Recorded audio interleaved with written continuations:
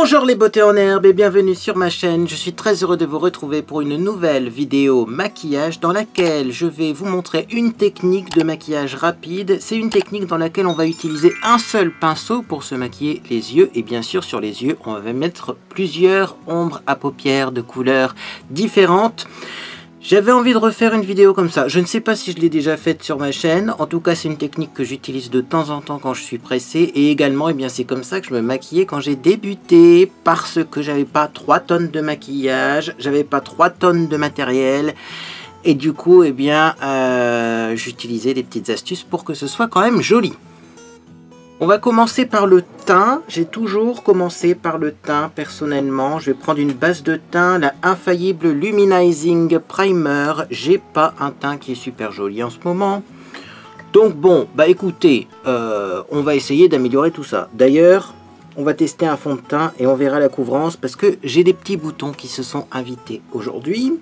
Donc c'est parti. Alors c'est une base de teint, vous voyez, très lumineuse. Mais comme j'ai une peau qui est un petit peu sèche en ce moment, eh bien ça fera du bien. Elle se trouve encore sur Amazon, je ne sais pas si elle se vend ailleurs également. Mais j'aime beaucoup son rendu. Ça fait, ouais, limite holographique.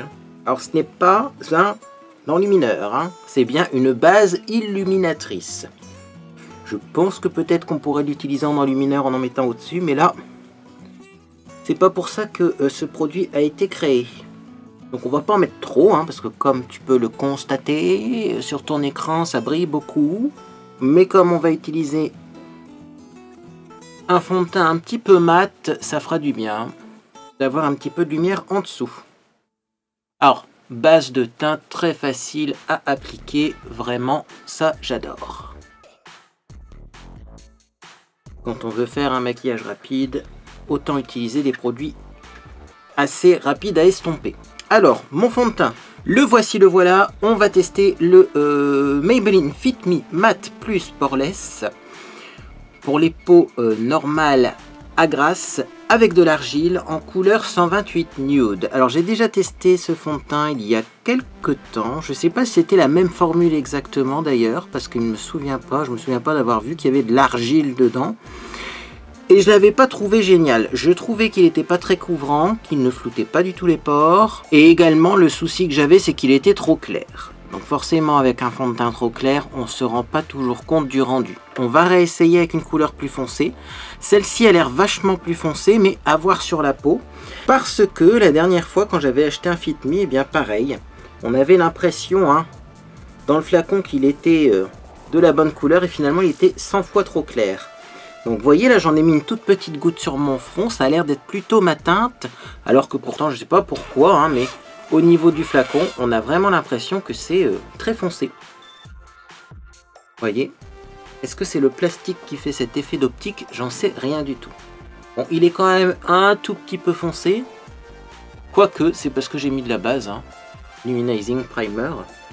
Donc je suis pas du tout sûr en fait que ce soit trop foncé pour moi. Et puis moi, vous savez, j'aime bien, hein. Quitte à choisir de fond de teint, je prends toujours le plus foncé plutôt que le plus clair.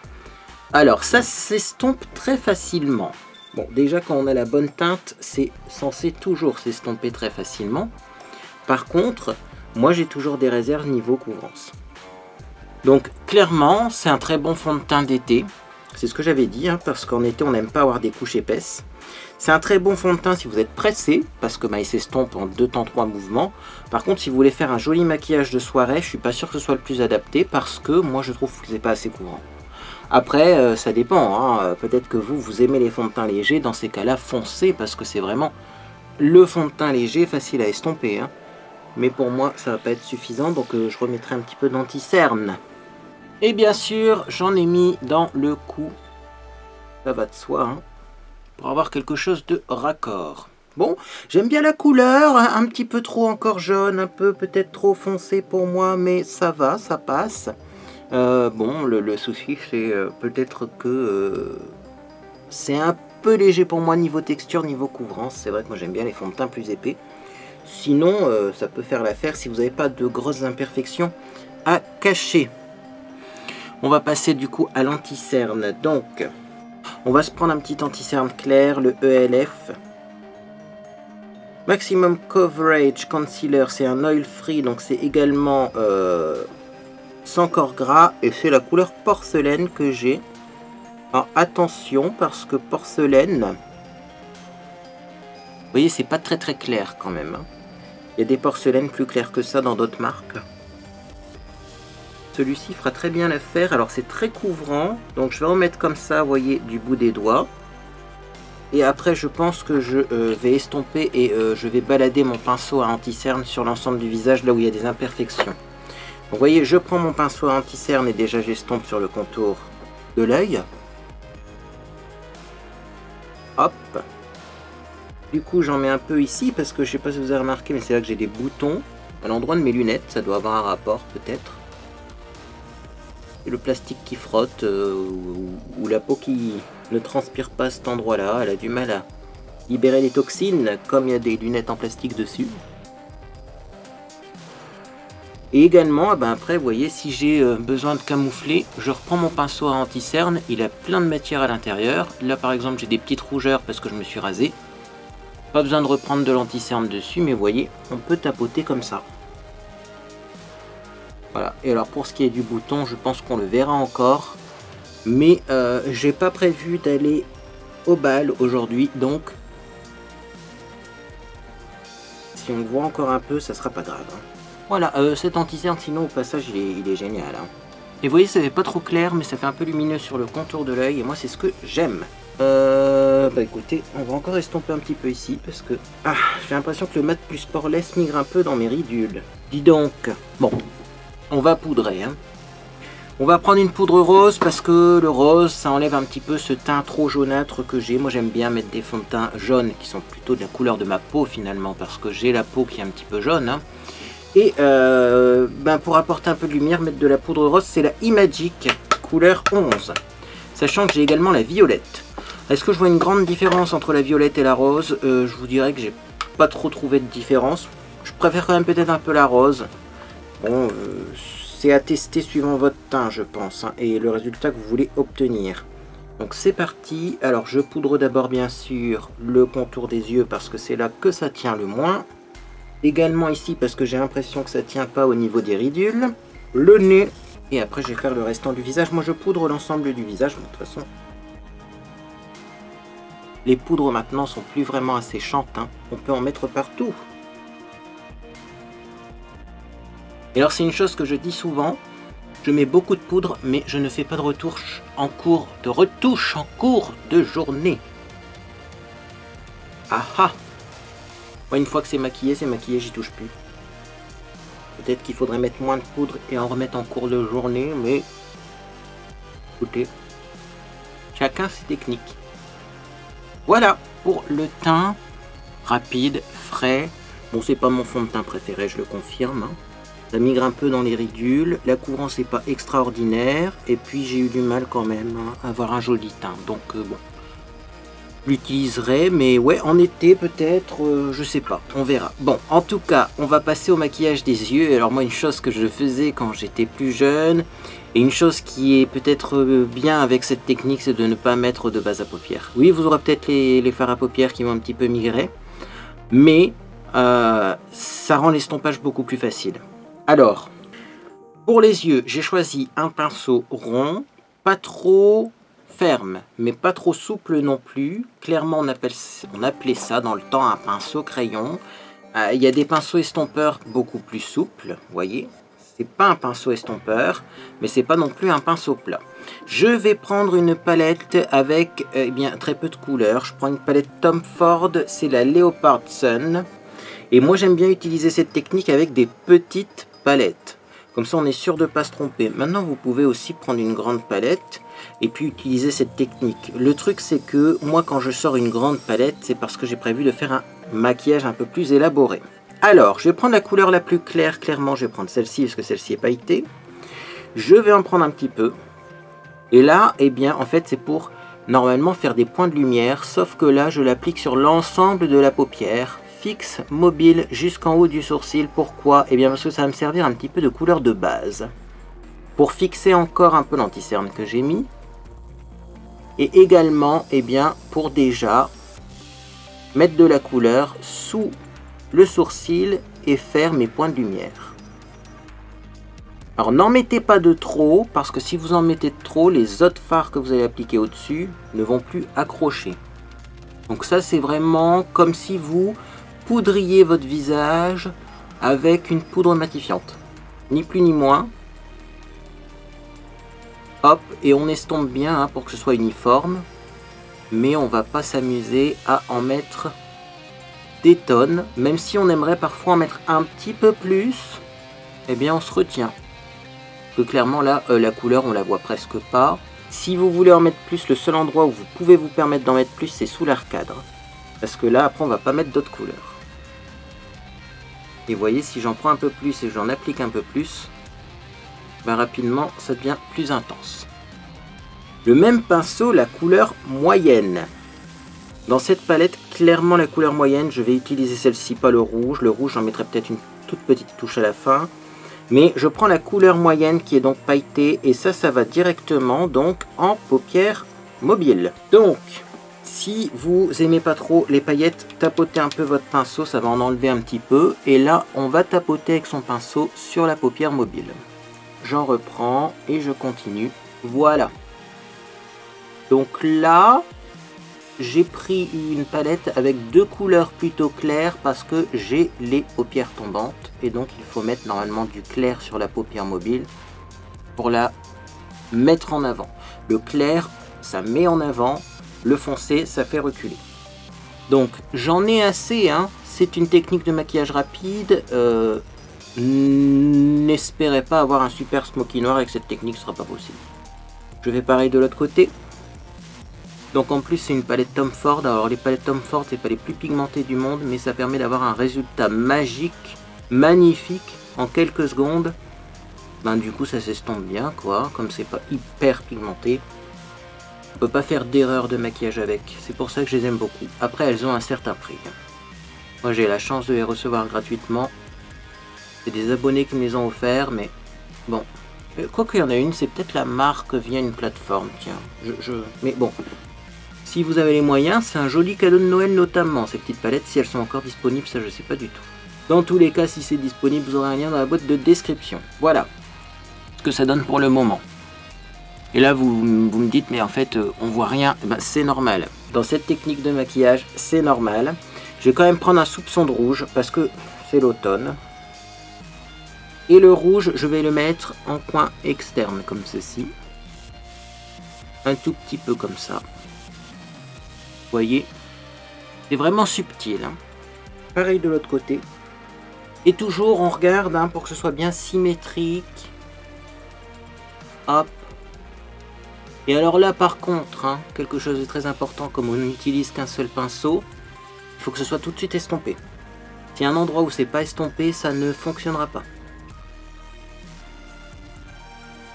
On doit avoir un résultat estompé. Ensuite, je reprends le même pinceau et la couleur foncée. J'en prends très peu parce que je me souviens plus si elle est pigmentée ou pas. Et là, ben, on va faire un petit creux. Deux paupières avec le même pinceau. Et normalement, si vous en prenez qu'un tout petit peu, vous voyez, ça va se mélanger avec un petit peu de rouge qui reste dans votre pinceau. Et ça va faire un joli dégradé. Voilà.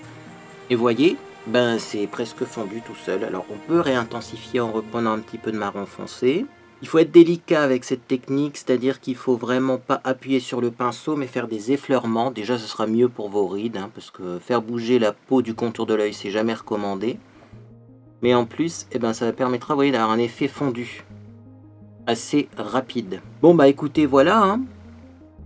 Hop. Voilà pour la partie supérieure des yeux. Je pense qu'avec ce maquillage-là, ça serait sympa de faire un petit ras de cils. Donc on prend toujours le foncé. Alors ça, par contre, c'est pas le pinceau le plus adapté pour le ras de cils. Mais si on n'appuie pas sur son pinceau, on devrait y arriver. À mettre un petit peu de couleur en ras de cils inférieur. Est-ce qu'on voit la différence? Oui. Est-ce que c'est joli en un rien de temps et déjà estompé? Oui. Voilà. Et le maquillage des yeux sera fini. Donc, c'est quoi la technique au final? Parce que là, je vous ai montré un exemple. Prenez toujours de la couleur la plus claire à la plus foncée. C'est important. Donc, on prend la plus claire, on l'applique. On prend la deuxième plus claire, on l'applique, les couleurs moyennes et on finit par les couleurs foncées. Si vous avez deux couleurs qui vous semblent de la même, je ne vais pas dire intensité parce qu'on pourrait croire pigmentation, mais deux couleurs qui sont du même niveau au niveau de la luminosité, prenez la neutre avant la colorée. Hein. Ne mettez pas d'abord du rouge par exemple et après un marron clair, ça n'ira pas. Là j'ai mis un marron foncé après du rouge, ça va. Voilà.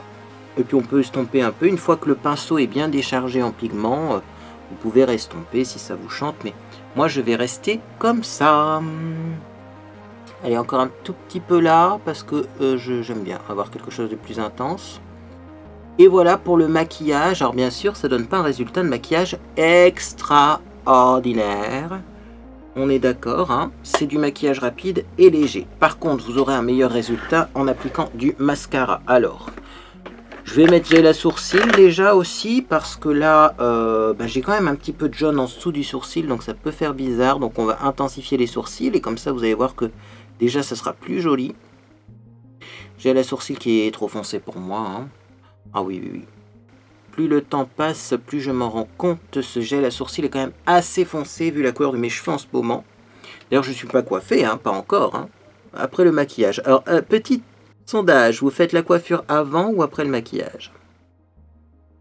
Ça, c'est une très bonne question. Ça doit aussi dépendre de la coiffure qu'on fait. Hein. Mais moi, c'est toujours coiffure après maquillage. Bon. Donc, je vais essayer de faire des sourcils symétriques.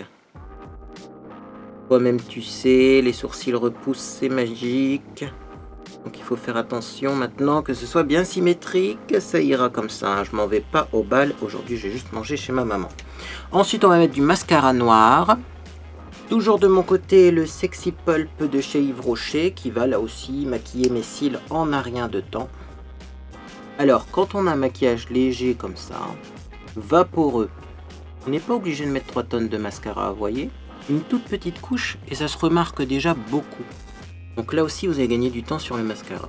Parce que qu'on se le dise, le mascara c'est toujours long à appliquer et c'est pas le plus agréable en fait parce que quand on applique du mascara, eh bien on a toujours peur de faire soit une tache sur notre joli maquillage, soit de se mettre la brosse dans l'œil. Donc effectivement, si on peut raccourcir cette étape, c'est pas mal également. Voilà, on fait toujours attention quand même d'avoir la même intensité des deux côtés. Je vais pas reprendre de matière, je vais faire les cils du bas. Parce que clairement, maquillage léger, donc on va pas en mettre beaucoup sur les cils du bas. Voilà, juste pour teinter légèrement les cils. Et là, à partir de ce moment-là, le maquillage est déjà presque complètement fini. Bien. Avec quoi on va associer ce magnifique maquillage des yeux? Et maintenant, on se rend compte en fait, hein, après avoir mis du mascara, que c'est quand même très joli. Pourtant, ça a été fait avec un seul pinceau et puis sans nettoyer le pinceau entre chaque couleur. Je pense que c'est plutôt dans les tons orangés, un peu chaud. Donc déjà, on va sortir un blush orangé. Là, j'ai un blush qui est le Rouge Powder by Sienne Apricot. C'est un mat parce que je crois que j'ai des boutons qui reviennent. Donc l'enlumineur sur les boutons, je vais éviter. Hein. Alors c'est un mat, mais il y a quand même quelques paillettes. C'est une texture bizarre. En tout cas, vous allez voir, c'est pas du tout métallisé. Hein.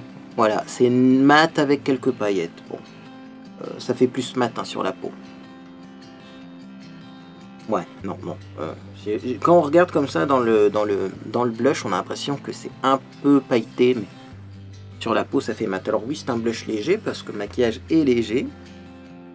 C'est clairement ce qu'on peut appeler un maquillage de jour. Est-ce que ça existe encore cette appellation quand on voit tous les maquillages sur YouTube? Avant, on faisait des maquillages différents suivant la journée et le soir. Ça, c'est maquillage de jour.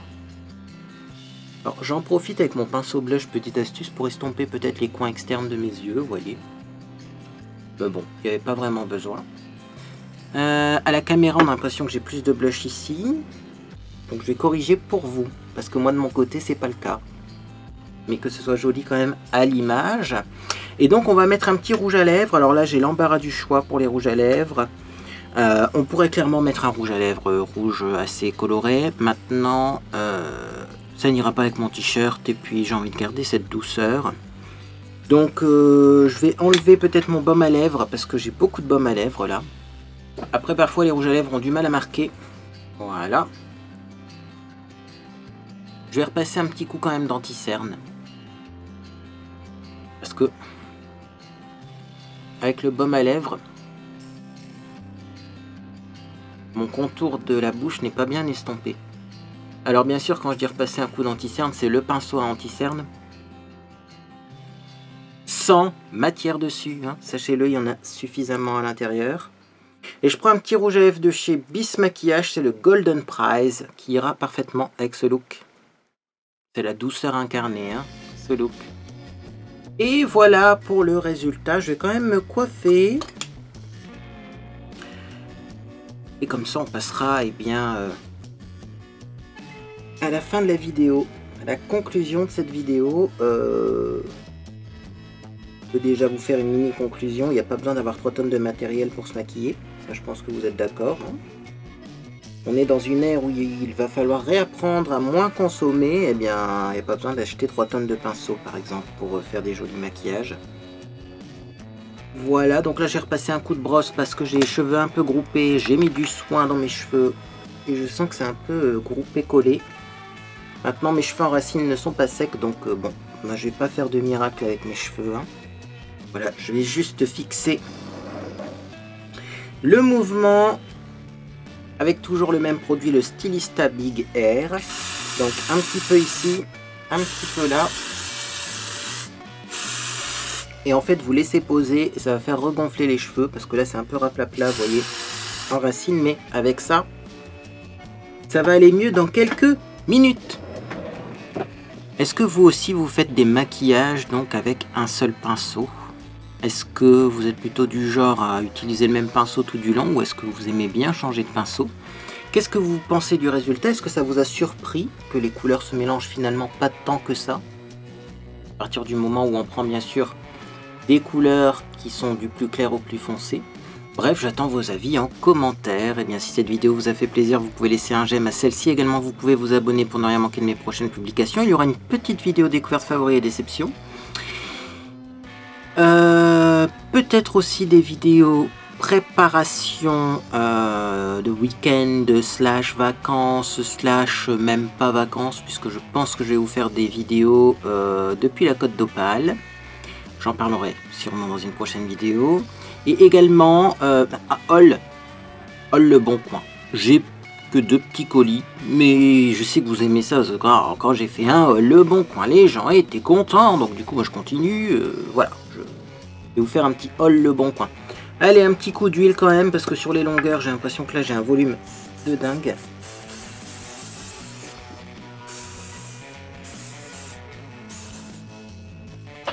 Et les cheveux très secs, hein. L'air est sec chez moi. Ah voilà, cette huile là est miraculeuse, vous aurez les références dans la boîte de description. Bref, moi en tout cas j'espère que vous passez une agréable journée ou soirée. Et puis dans tous les cas, eh bien, je vous dis à bientôt sur les réseaux sociaux ou sur Discord.